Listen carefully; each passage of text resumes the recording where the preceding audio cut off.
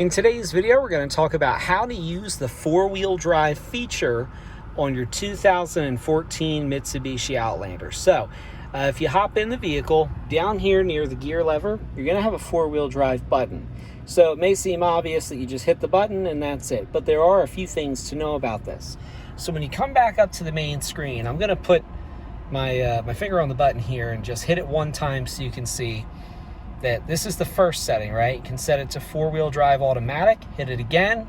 You can set it to four-wheel drive lock, or you can set it just back to two-wheel drive. So in other words, hitting the button one time does not lock the car into four-wheel drive mode.